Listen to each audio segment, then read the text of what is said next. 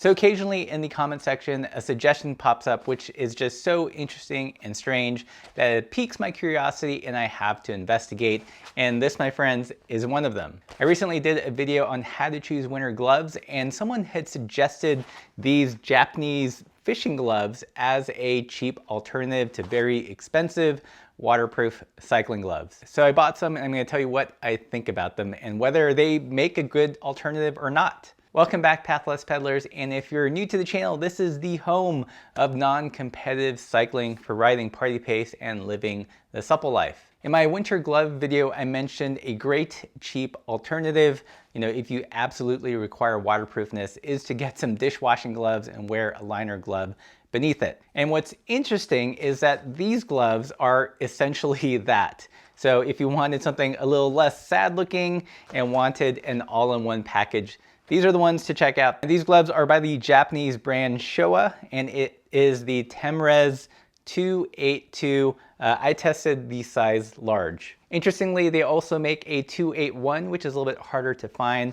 but is just the waterproof shell and doesn't have the fuzzy lining inside. But we'll get into that a little bit later in the video. So these gloves are a standard in the fishing industry where people are constantly getting wet and also battling cold conditions. Interestingly, they've also found a following in alpine climbing. Here's a quick shot of our friend on Instagram who modified a pair for a Patagonia ambassador. These are apparently one of his favorite climbing gloves of choice. But are they any good for cycling? So a really quick overview of this glove. It's got a PU polyurethane coating on the exterior, which is completely seamless. Imagine taking a wool glove and dipping it into some Plastidip, and this is basically that. There are two distinct textures. This darker blue is very smooth, and this lighter blue has a sandpapery finish to it. So surprisingly grippy, which makes sense when you consider fishing conditions or what have you, but you will definitely not slip off your handlebars with this glove. The interior is this synthetic, yellowy, fuzzy stuff. It feels kind of like a coarse wool glove on the inside. And overall, the glove is very pliable. You can see there's no problem folding it. Putting it on, you've got fairly good dexterity. So when manipulating shifters or working with tools, it actually works pretty well. One thing I did notice about these gloves, it kind of off-gasses this very plasticky scent. Of course, not a deal breaker, but if you're sensitive to those kinds of things, that is something to be aware of. Probably the biggest feature of this glove is that it is completely waterproof in a way that very few cycling gloves with any kind of seams or stitching are. It's completely seamless, so if you dunk your hand into a bucket of water for whatever reason, maybe you're grabbing an apple or fish or something, your hands will indeed stay dry. Where as opposed to cycling gloves with stitching, they're gonna do an admirable job, but they will ultimately wet out at the seams. This one, it's basically a plastic glove on the exterior. So if you prioritize waterproofness above everything else, then this is the glove for you. I've been riding with these gloves for the last couple of weeks in temperatures in the upper 30s to low to mid to upper 40s in generally dry conditions, not a full-on deluge. And I found with a certain amount of effort that they are surprisingly warm.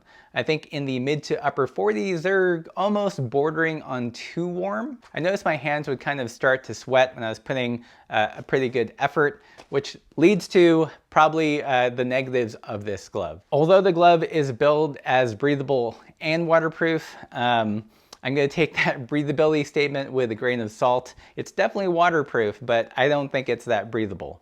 If your hands get sweaty, if you're doing a lot of kind of heavy efforts, your hands will sweat and there's no real place for that water to go. So I found after a time, my fingers would actually get cold. If you think about it, you've got all this moisture trapped in there and all the cold air going around your fingers with no place for it to go, and they're just gonna get chilled. I think this is kind of to be expected because of the single finger design, some kind of mitt design. I don't know if they'd ever make fishing mitts, but that might mitigate that. And I can already tell just riding in the 30s and 40s that this would probably be too warm inside a bar mitt. It would definitely cause my hands to get sweaty, which would then lead to chilling if I ever took my hands out of the bar mitt.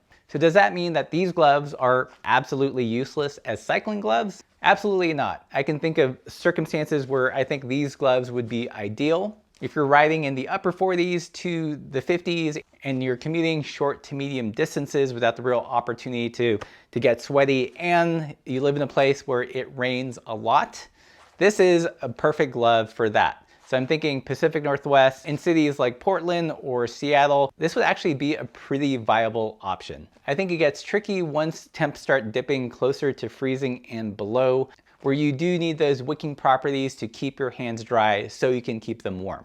I think a really interesting option would be to get the Temrez 281, which is just the PU outer, and combining that with a fleece glove of your choice or a Defeat wool liner glove. So that way you create a system, and when things get too warm, you can remove the PU later and just ride in the liner glove. So these can be an awesome backup glove in those instances where you need something absolutely waterproof. I'm actually gonna probably hold on to these and use them as winter work gloves when I'm doing shoveling and de-icing the minivan and all that. But a pretty interesting option if you don't want to spend $100 for fancy materials like OutDry and all those things, which will eventually soak through.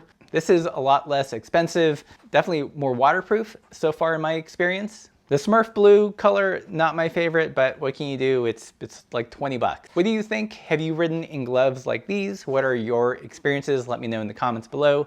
And if you like this content, consider supporting the channel so close to 100,000. And as always, keep the supple side down.